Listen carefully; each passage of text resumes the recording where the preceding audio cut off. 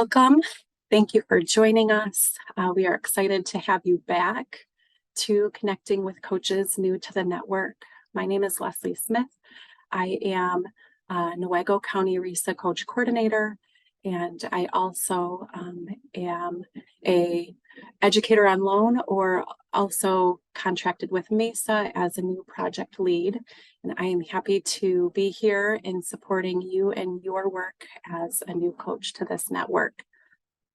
Last time, we talked about the coaching stances and connecting that to essential coaching practices, which then supported our fall work in the new coach kickoff, and just thinking about how, as we network together and thinking about our practices, our personal coaching goals, our goals for professional learning around coaching, how we are here to support you in that journey. Thinking about the feedback that you used or that you provided in October, Erin and I worked together to generate today's topic, and Erin suggested we use ChatGPT, and that was something that I'd never done before, so I got to try something new, and we really generated some key popular areas of focus from not only the kickoff responses that you provided, but as well as October's feedback from the response form. So some common themes were coaching cycles, wanting to see samples and see how we may implement coaching cycles, and also enhancing coaching language to move towards a more collaborative coaching stance and building a collaborative relationship with the teachers with whom you coach. So that will be the focus of our work today. And Erin Brown is here as my back channel and just kind of Zoom management person. So I appreciate her support in this work as well. So she may pop in a little bit to support our work today and in learning around coaching cycles and really thinking about our coaching conversations. So today's purpose is really to be focused on connecting with one another. Stacy Sapansky was wonderful at the coach kickoff to really bring some humanity to the work of a new coach and naming the emotions and the feelings that we may feel with some a little bit of shift in professional identity. And last quarterly, she talked about where she's at now and knowing that the work evolves, and just we got response that connecting with one another and building upon each other's experiences was important. So we will take an opportunity for time for you to connect. We also will glimpse into an early literacy coach colleagues coaching cycle. We will think about ways that we can consider reflecting on our own coaching conversations with teachers, but more so how they are then connected to the essential coaching practices and the work that we are really being intentional with doing. So throughout this time this afternoon, please think and find ways to connect our learning with potential ways to enhance Essential Coaching Practice 3 and Essential Coaching Practice 6.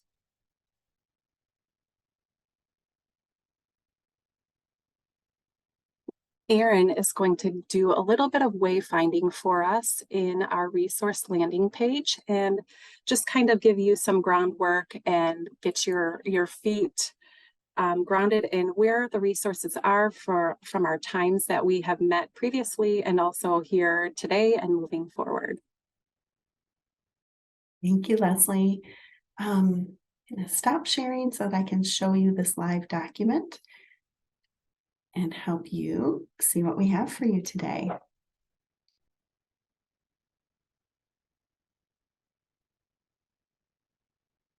Says screen 3, but I don't see screen 3. I want screen 3. There we go. Hopefully that'll work. Too many monitors. Are you seeing the landing page, Leslie? I'm looking at your face. Yes. We see okay, that. awesome. Thank you. You know about this. Otherwise, Well, I was going to say otherwise you wouldn't be here, but we are using the exact same Zoom room as the main session today. So maybe you didn't need to click in on this, but this is linked at our 1:30 time on our agenda today. So you really can navigate to this however and whenever you want. But we are this group connecting with coaches new to the network. We need our own Zoom link, but right here is our resources shared from when this learning pathway started in October. All the others started in August, but most of you weren't a part of the network in August. You joined the network officially during our September 3-day kickoff. Those resources shared then are here. You have the folder of everything that Leslie did with you, highlighting a video series you already have because you're a part of the network that Liberty Vets emailed to you. And if that sounds unfamiliar, then send me a message and we will get you what you need. But Leslie sunk into that literacy coaching series and specifically around the coaching stances, which is something we've done as a network previously a few different times. So you deserve to have that learning too. This time we have our December 6th resources, and I'm going to be populating this document, this resources shared document, as we share more things today. But for now, I emailed in case any of you were on your email. It's not a problem if you didn't see it. This note-taking guide that we're offering for you when we watch a video of a coach's reflection, you can just draw that note-taking guide on a piece of paper. It's a T-chart, you know. And then also just one of those coaching stances resources, the fourth one that gives language around what the coach or indications about what the coach might be hearing from the teacher, learning from what the teacher is providing, and the language that a coach might use if a coach is choosing the facilitating stance, collaborating, or consulting. So just wanted you to have those at your fingertips and know that this document is something that will continue to grow, but anything that we address during these sessions at these quarterly meetings will be there. There's also something I put in the chat earlier. I'll put it in the chat again, but we have an attendance list that we made this time from everybody who attended in October. If you're new, please just add your name at the bottom. Anyone can edit this, and look at how many people have already checked to name that you're here today. That just helps us so that we can, if anyone is new today, we can just add you to our contact list so that we can email you as well. Leslie, did I share everything I was supposed to share at this time? I believe so. Thank you. Yes, We'll refer back to that throughout our time this afternoon. So yeah, thank you, Erin. We are going to go ahead and get started with our first activity, and it's really based around connecting with our colleagues, especially first year coaches, each other, identifying what assets we bring to this work. And as we learned in the first quarterly, really being able to identify our individual assets, help us not only anchor who our identities are as literacy coaches in a new professional role, but how can we start ingraining and embedding just that asset-based lens within ourselves, which might be the most hardest, but also how can we practice that as we coach teachers. So we are going to do that through the protocol that Dr. Lallier had us engage in last quarterly. And it will be kind of along the lines of, we'll take step one, we'll take a couple minutes to have some personal reflection time here in the whole group, just to really jot some notes and think about, now that you're in the coaching role, you know, back then you might not have had any coaching experience, and that's where you considered a success as a member of a grade level team or within your classroom. But now that we've had a little bit of coaching time, jot down some notes that will help you to briefly describe the best piece of work that you have had in coaching to date. It doesn't have to be a big success. We can celebrate small successes. But then most importantly, jot down 3 to 5 assets that you brought to the work, assets that really were essential to making it successful, because that's really what we want. Then step 2, the conversation to revolve around. You will be in a breakout group with a few others, and really thinking about what are we sharing as our most important assets. It's easy to kind of get tied up in discussing the work, but identifying the asset and thinking about how can you, as you go off into your normal context for the remainder of December and starting off in January, reflect on the assets that you bring to the work. After that breakout time, we will come back. Actually, I'm sorry, I skipped step 3. If within your breakouts, you could identify a recorder who can just jot down the list of assets and then take an opportunity as a breakout group to consider similar things or unique things and really identify what ways are you going to carry this into your work. We will come back after that breakout time to do a whole group share and discuss really identifying key points of how can we take this into our own individual work as we leave this group of our network of coaches.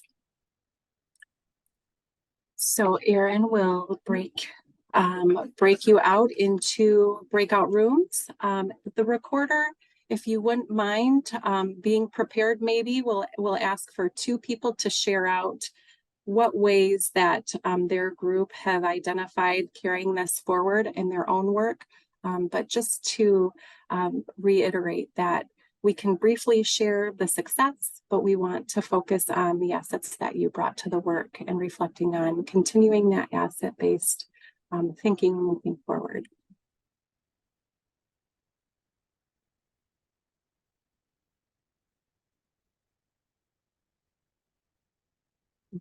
We are okay to break. Oh, 5 minutes. I'm sorry.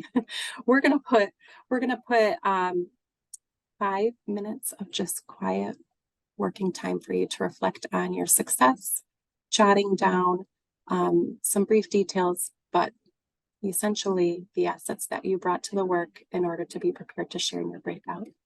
Thank you. Awesome. So people will go to the link I put in the chat to see that protocol. Right now they're spending time jotting. And when that 5 minutes are up, Leslie, they will be in groups of 3. Is that our goal? Yep. Okay. And I am assigning that right now. So when they are invited into that, when you tell me to push go on that, if they don't have a group of 3, I will be moving people into their room so they'll have what they need.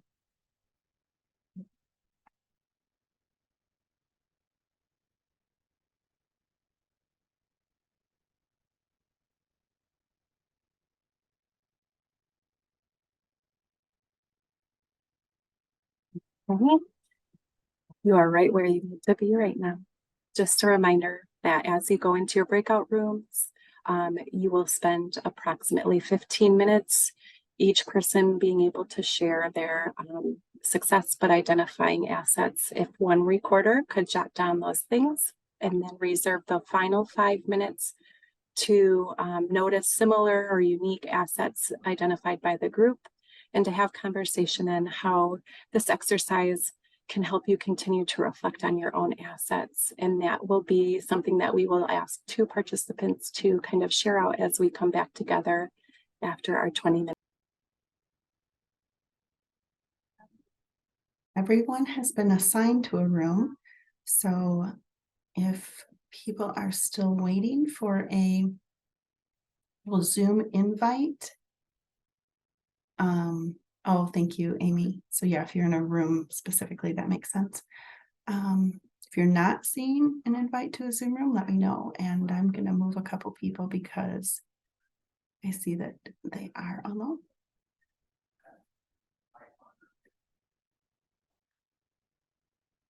Hey, Erin, I was in a room alone. Hi, Stacy. It's so Hi. nice of you to be here. I hope you are here because you feel like this is a joy bucket filling space. Thank you. I haven't seen a pop-up for what room I should join. Okay, Lydia, let me Lydia? see. Yep. Yeah, Thank you. you are invited to room 10, but you're not there. So I'm going to move you into Stacy into room 13. I don't know, Stacy, if you can hop back in there or not, but I can. There So There we go. Okay. thank you. Yeah, I'm looking across the groups. I see Mandy needs a group. No one has joined her room. And I think that this is because people are in a room together and in this breakout together. So then they are in those situations turning and talking. So I'm going to move Mandy into room 13 as well. Stacy, you don't see that invite now. So what I'm going to Yeah. do, Stacy, here's the trick I've learned. I'm going to move you to a room. You're not even going to have a second in there because I'm going to move you back into 13, which is where we Okay. want you. It's the only way to like redo that. So here we go. And FYI, I'm realizing, is this the new coaches? Yeah. Yeah, I just didn't click into my Oh, okay. I was like, oh, she just felt My so at home breakout. here. Nope, I just clicked the link really quick. So I'll do this breakout and then I'm gonna probably head over.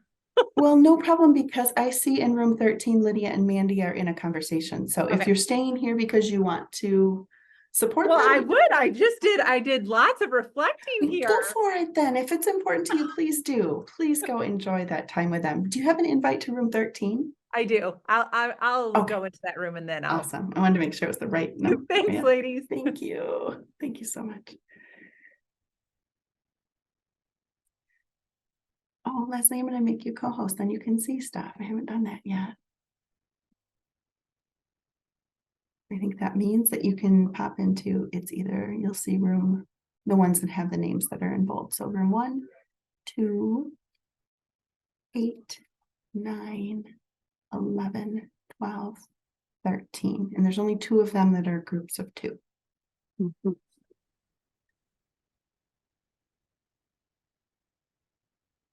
Find some of that within our own work for ourselves.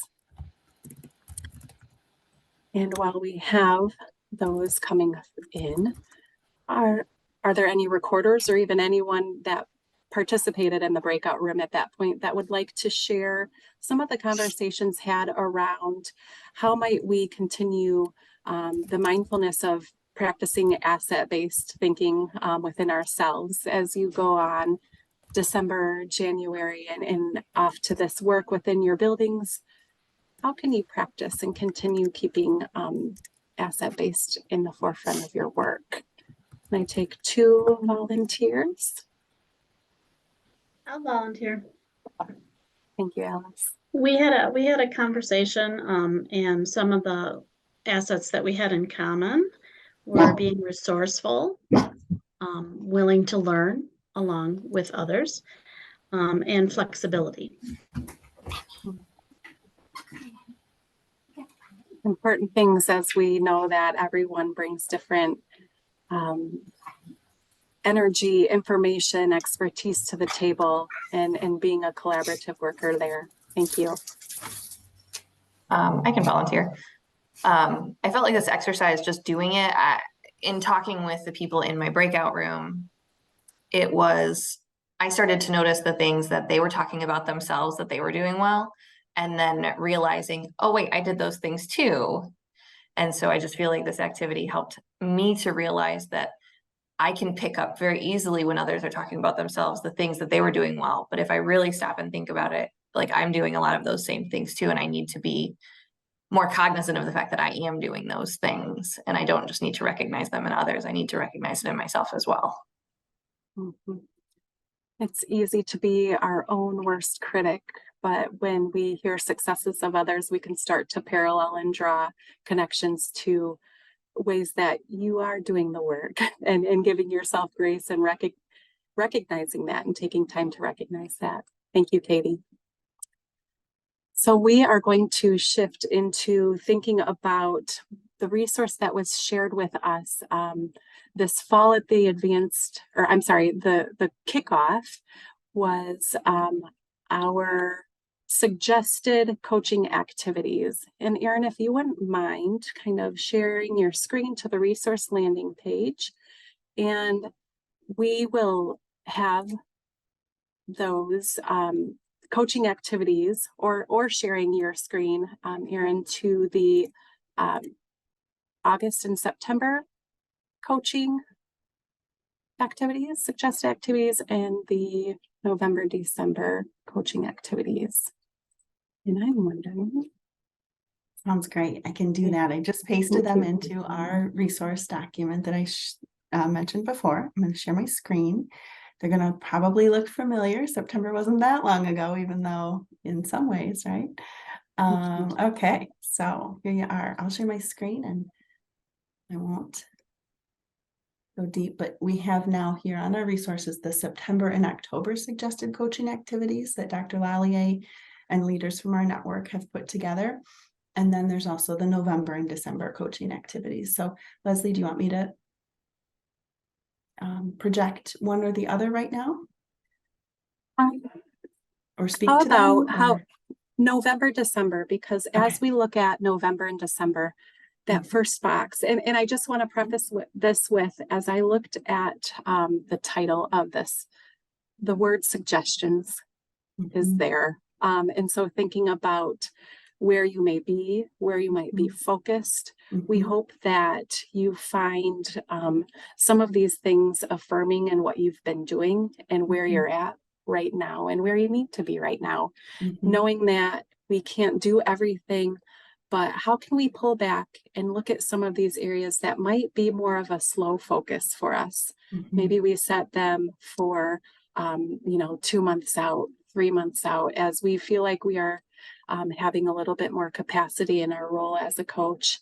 And we can think about what is a priority and what might be slow focus, but knowing that each local context allows for certain things to happen at certain times. And so understanding that these again are suggestions and that your local impact or your local context really can impact any or all of these activities listed. So at the top of November and December is just kind of a summary of what August and September were. Hopefully you've found some time to meet with the principal and really think about alignment of coaching to the school focus for essential practices in literacy, engaging with rapport building with teachers, getting into some classrooms for observations and things. But as we look into November and December,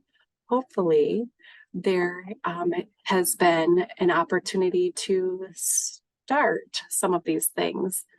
Have we been working with small groups and professional learning for grade level teams? Or have we been able to ideally pick up a few small coaching cycles and to start engaging and coaching in that way? But just hopefully throughout your success stories, you are seeing a connection to the pacing of this work for a new coach and where you are at, what you have been doing, and maybe where your focus is and where there may be a slow focus, something to keep in your mind, but maybe not quite at the forefront. So we wanted to share those for you again and identify that those will be in our coaching resources page there as well. If you need a little bit more guidance on where can I continue to be forward thinking. These are great documents to reference. So thank you, Erin. Just to tuck something in, Leslie and I are both in the role of coaching coordinator at different ISDs. And we, when we were reflecting on this very first bullet is so important.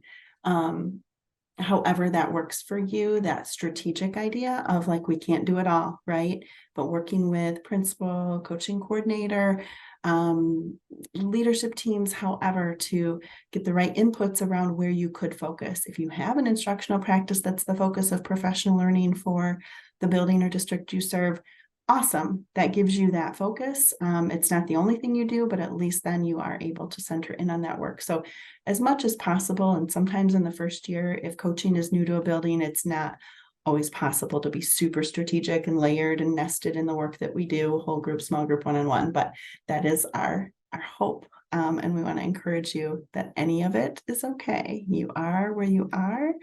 There's a reason for it. Thank you. Get to the side, sorry. No, that's all right. We are going to actually take a moment to review the coaching stances and language that we talked about last time in preparation for the next activity of leaning into a coaching cycle story. And so we wanted to briefly take a moment to share with you. Sorry. And yep, Erin, I don't have them linked there, but That's okay. if you could pull up the document, thinking about each stance and what teacher cues there may be within that given stance, and also then how a coach may shift the conversation or their support based on those stances. It's just going to prepare us for getting our mind set for observing our coaching story. So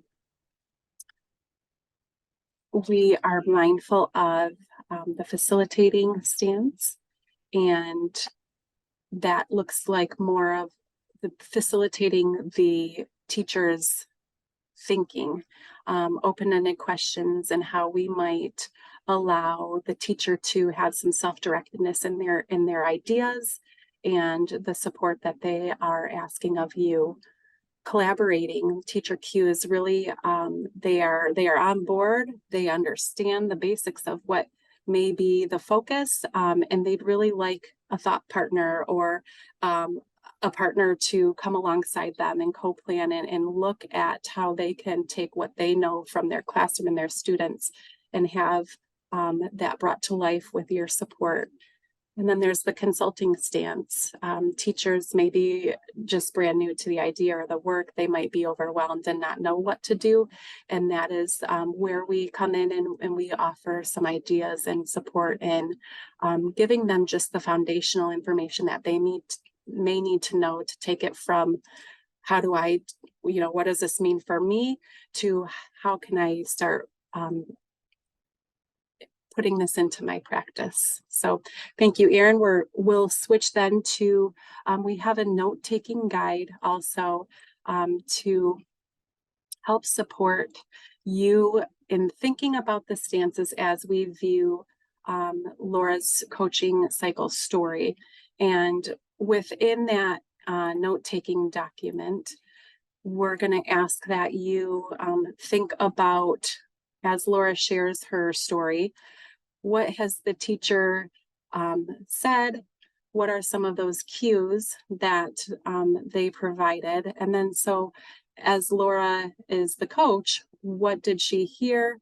What decisions did she make in her responses, the activities she chose to support the teacher with, and how those then correlate to the coaching stances that we just reviewed. So if you have this note-taking document printed off, that is great. As we listen to Laura's story, you can jot down some of those ideas. If you don't have this printed off and you want to just simply make a 3-column note-taking guide on the back of a piece of paper. Left column can be teacher cues, middle column could be coach decisions and how to meet the teacher's needs, and then what stance that aligns with. So to set the stage for Laura, this was a video taken almost exactly 2 years ago at a December quarterly. And it was in response to kind of a call to action by Dr. Lallier about how can we support teachers in coaching around essential practice 6 in writing. And so there was a handful of coaches from around the state that offered to provide their stories and examples of their coaching around writing. And Laura Vale from Muskegon Area ISD was so gracious to share one of her coaching stories. And a little bit of background. Her first year coaching was school year 2020-2021. So as we all know, that was a really difficult year transitioning back from the pandemic, maybe not even transitioning back, but how do we balance this crisis management, but yet still provide coaching and the work that we normally do with teachers. So she shared then her second year story, 2021-22. She was a school-based coach within a district. So We are going to pick up in the middle of her story. But prior to what we tune into right now, Laura's mentioning that the teacher wanted to identify how to support a small group of students who are working beyond grade level in writing. So Laura mentions using a watching while writing protocol that Dr. Nell Duke has provided us. And we will also link to the resources page for you to dig into a little bit deeper, but a protocol that Dr. Duke developed so that we could really lean in to listen while students are reading or writing and look at assets and how to meet students' needs with that. So Laura helped the teacher with a few of these students collect student data to drive her small group planning. And then as we may often find, the cycle just ended up being disrupted for various reasons. And so we're going to pick up in Laura's sharing where she's kind of starting to pick back up some conversation and touch points with this teacher. So again, as we lean into Laura's story, we're going to keep an eye out for what are teacher cues, how Laura responds to those, and what coaching stance that aligns with. Awesome. It's all queued up. Leslie, is it like visibly balanced on the screen for you? Can you see her okay? For me, it's low, but I can see the whole view. You can see all of her? Okay. Yeah, there, Okay, that's better. cool. Yep, thank Okay, you. and I'm just going to look at you and feel free to nod if you can hear it as I push play. I did click the optimize for sound. Let's see.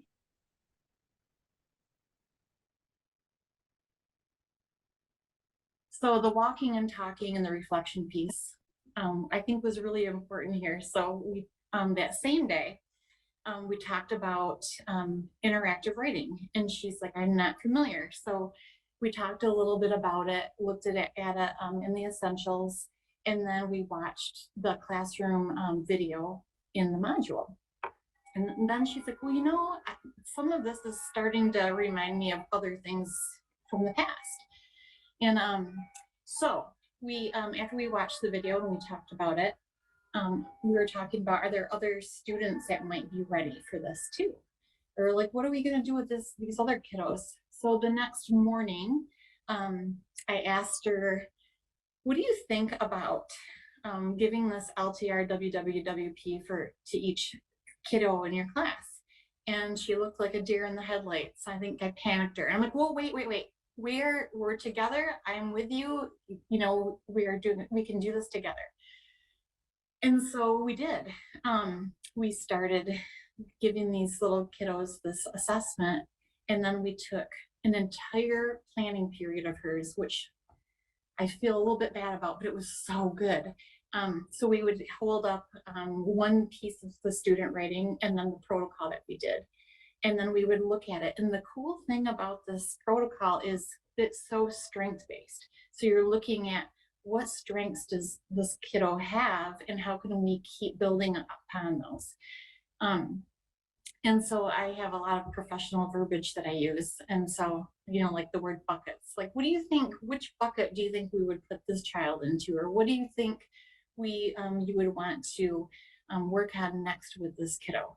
So really what we did is we formed differentiated interactive writing groups.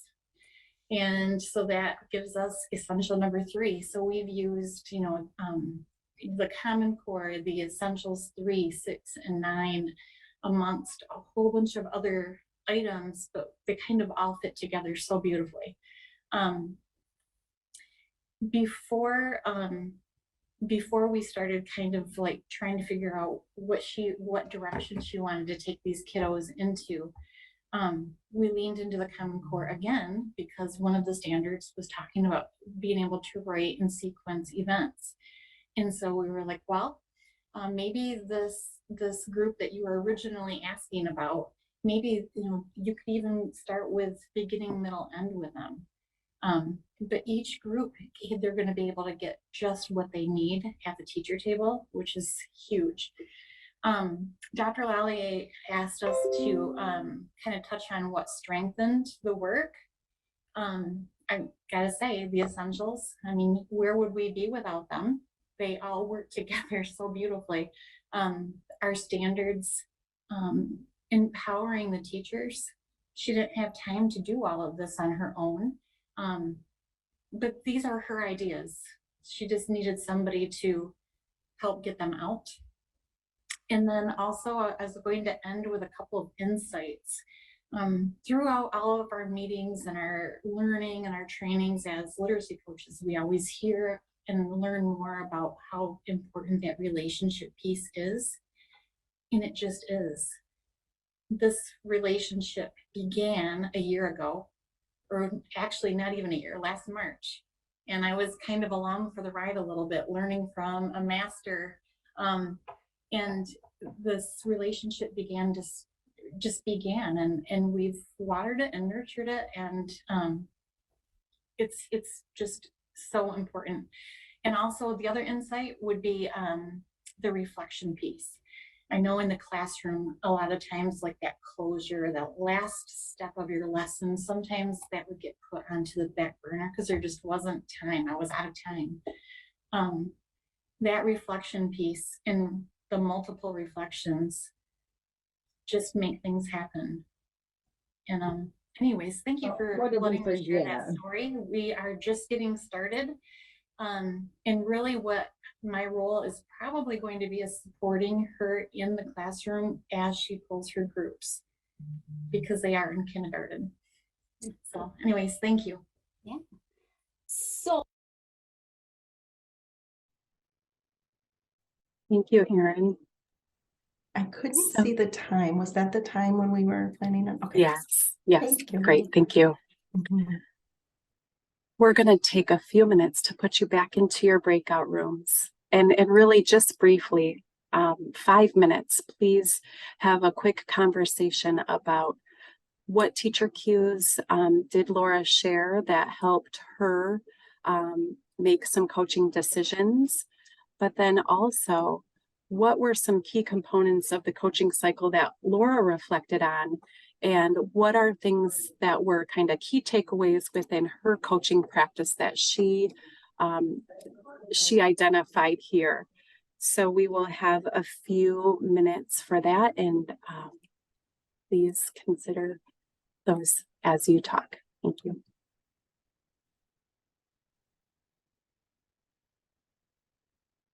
So I've opened up the exact same breakout rooms. I see that Julie and Kay Cindy need to be added. If either of you hear me and want to name a room number that you remember you were a part of, great. If not, I'm just going to add you in with another group. I can't remember this is No Julie. I problem. can't remember what number the group was because my son put me into the group because I was driving him home from the Yeah. dentist. Oh, you guys are fancy. It's been a busy day for me. How did you do that? That's fancy that you would still be It able was to listen great. They in. had an opening today because I had to cancel their appointment next week. And I'm like, perfect. I'll sit in the Yes. car and listen to my Zoom. Of course, no problem. I'm going to add you to room 11. Thank you. And then I see that we have Kay Cindy, and I will add her to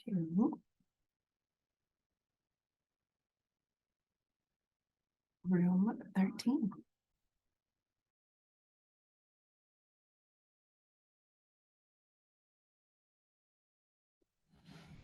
We're all back. Well, thank you. You know, sometimes it can kind of feel like whiplash when we have a really quick turnaround.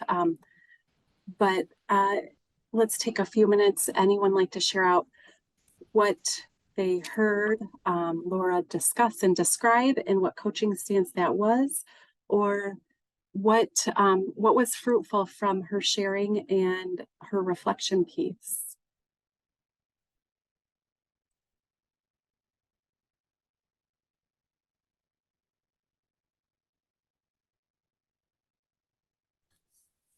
I'll share.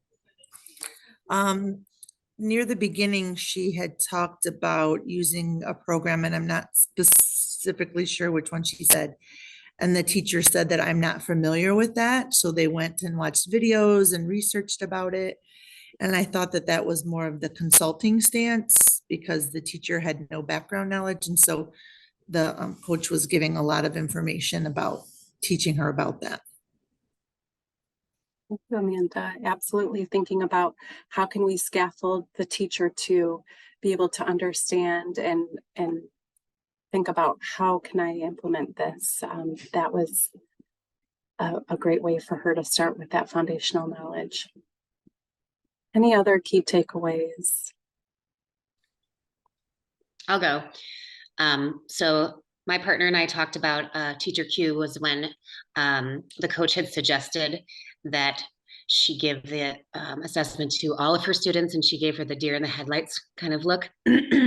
So the coach's response was that they would do it together, which we believed was collaborating.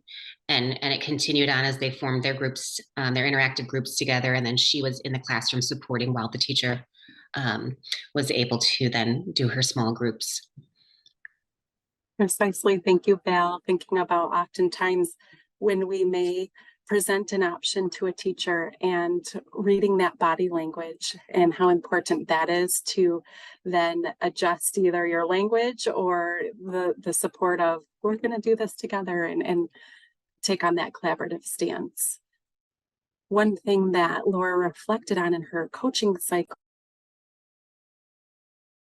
was the power of reflection, and how important it is not only to support teachers in reflection, but thinking about ourselves as coaches. What opportunities do we have to give ourselves time to reflect and to think and to consider our coaching work? And so that is going to shift us right into our last piece of learning today, and really around how are we able to examine our coaching conversations. So we're going to kick off the last portion here with taking a poll about how we might analyze or examine our coaching conversations, and what ways might we do that. So take a minute, please, to answer these questions. Great. And so sharing the results. Can you see the results up there? Awesome. I can't. Let me look here. That's right. I can read it out loud. There we go. Oh, okay. I've got it. Thank you, And you've got Erin. the results too. Okay, cool. I'll Learning, scroll yes. once you move on to the second one. Yeah. So many of us are really at least informally reflecting on our conversations and putting some thought to that. And what we want to think about is what are maybe some more intentional ways that we can examine our conversations, because that important reflection piece, as we looked at your feedback in how can I move from one stance to another, and we really think that the power is in the reflection. So identified ways are taking notes on the conversations and reviewing those notes, mentally reflecting on them. I mean, we all almost intrinsically say, man, how did that go? Thinking about the coaching stances as we're learning more and more, and seeing how that just naturally kind of comes into the work. But considering those stances and how we might move from one to another is a really important way to scaffold that collaborative work to maybe creating a little bit more teacher agency.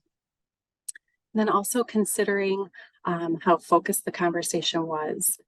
Nobody quite yet has thought about recording their conversations, and just beginning to think about, am I comfortable with this, and what way might I do that? So our next portion is going to be leaning into a conversation that Dr. Lallier actually presented this August at the Advanced Institute. She talked about and kind of primed us as participants to what factors contribute to positive coaching outcomes, and really thinking about the easily measured things, the amount of time a coach spends with a teacher. Are we doing individual coaching rather than or in addition to group coaching, and how one-on-one coaching really has a positive impact? Thinking about sustained interactions. Am I meeting with the teacher one time a week for 6 weeks, or what's really more positive in those outcomes is 3 times a week for 6 weeks, the sustained interaction over time. And then also considering, am I using the coaching activities and the essential coaching practices from modeling, co-planning, conferring, and observing? So those things are easily measured, but what other factors contribute to more positive coaching outcomes? And Susan asked the group, how are we analyzing our coaching conversations? And many of them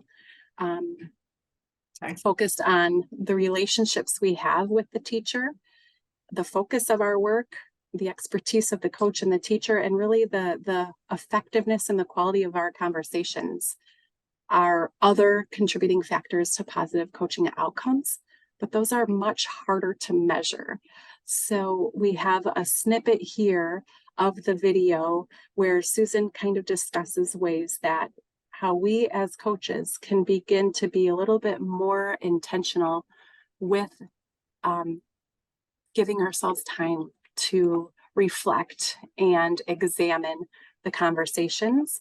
And we have a 5-minute video here, 4.5 minutes of what she presented as ways that we can do this work a little more intentionally. So as we looked at your feedback in considering the use of coaching language and how can we shift from one coaching stance to another, we thought that the connection here was really to be mindful and reflective of coaching conversations.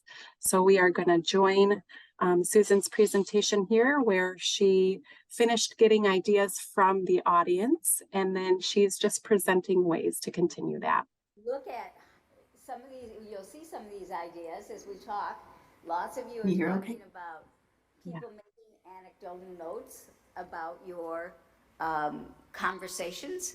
So when you're talking to each other, you've obviously taken some anecdotal notes. The last group has a more structured thing where you have specific look-fors, and you do that. You can look at things like talk time by teachers and coaches.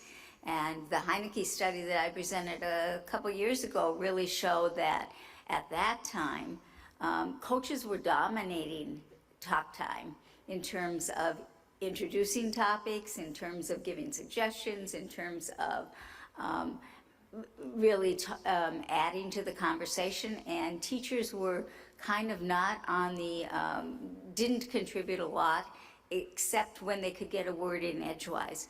And so, sometimes you just have to take that video that you have and or an audio. You can get an audio conversation, just on your phone, and you say, I really want to analyze my own coaching, and this is one way I can do that.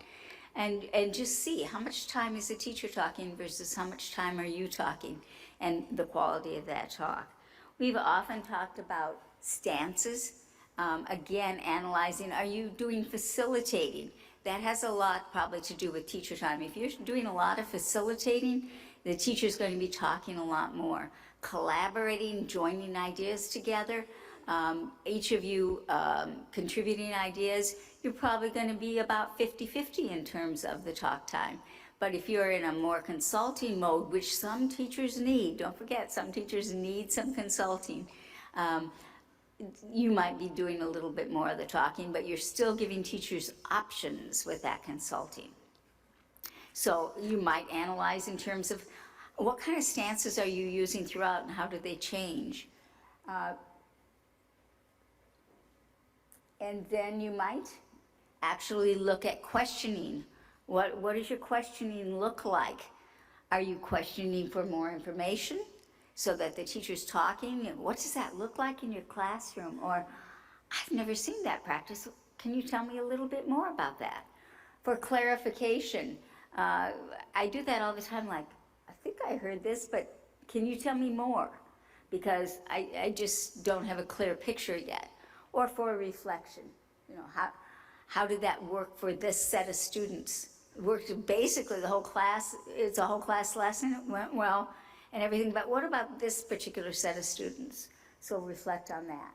And then that specific coaching language that we always are talking about, paraphrasing. Are you doing a lot of good paraphrasing but not overdoing it? So again, that you're taking time from that conversation. Are you affirming teachers when, by either nodding or saying, oh yeah, I noticed that the students were doing exactly what you said, providing specific examples. It was effective when, and giving choice of options. So those are some things, and we heard that from people, that they are looking at talk time, anecdotal notes, questioning, all of those things with a focus. So you have a transcript in front of you, and I'd like you to Thank you, examine Erin. that transcript in terms of Yep. some of the methods that we've discussed or that you discussed at the. Okay. So as we considered ways that we may be intentionally or unintentionally analyzing or examining our coaching conversations, as we wrap up our thinking and time around that, did you name growing your coaching language or really engaging more collaboratively in a coaching cycle as your coaching goal? In the chat, would you mind just naming maybe one of those strategies that kind of stuck with you and that you would consider within the next couple months practicing in your own reflection as a coach, whether it be really analyzing your anecdotal notes, thinking about talk time, teacher versus coach, what questioning might you do in paying attention to planning specific coaching language. That's something that you want to be mindful of as you continue growing your conversational skills with teachers.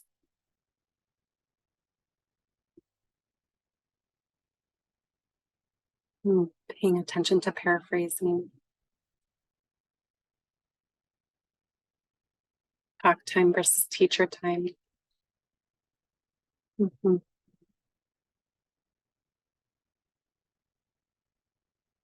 Mhm. And again, as Dr. Lallier said, really being mindful of the amount of time really can identify what stance it may be that you are taking more than not. Thank you so much for your engagement around that. Hopefully you were able to have some needs met, hearing and learning a little bit more about an in-depth coaching cycle, connecting with someone new to the network, and just bringing some humanness to the work. We all have assets that we are building upon here as new coaches, as well as ways that we can continue to strengthen our coaching skills through examining our conversations. We are going to finish our time together by some personal reflection and also providing you time to take the survey. So if we look at the pursuits, really thinking about the pursuits that we want to be able to live into, the cultivating genius and unearthing joy work. What are ways that we are finding us to consider our learning within those pursuits? But also then thinking about the learning and what really was meaningful for you in this time today, this morning, this afternoon. You want to, again, Just going too fast, Leslie. No, I did no, put the that's- big reflection in the chat already, Yeah, but I thank didn't you. want to. Yep, we'll take a few minutes, or as you think on the day, whether it's on your drive home or even if you just want to jot it down right now with your work and how that brings you joy with what you are doing. But we also want to be mindful that your feedback is really useful to us as facilitators and providing you what is most relevant to your work and your needs. So we will definitely look at that and use that to plan our next session for our quarterly. So we will sign off with that. Thank you again for your time today, your devotion to the work and the teachers that you serve. It is just a joy to see this network growing with wonderful colleagues such as you. So thank you. Would we please either, you know, you're into the reflection form right now, but feel free to in the chat add anything to Leslie that would be specific in appreciation for her leadership here today and her very intentional planning for our time. Leslie, we appreciate you so much. And just so you know, in that reflection form, it's a little simplified from October, but there's questions about the whole day. But then at the end, it's like, pick which learning pathway you are in, and then please write to the facilitators, like what your next steps are with anything we learned, and then ideas you would have as we continue to plan forward for our next time we're together in February. So you get to give us that specific feedback right in that form too. So thank you so much, everyone. And Leslie, thank you very, very much for your leadership. These extra few minutes here are the gift of time to assure that every single one of us gets to fill out that reflection before we move on, right? It's so important that we have a high percentage of responses. So thank you very much for doing that. And have a wonderful rest of December. And hopefully a restful break.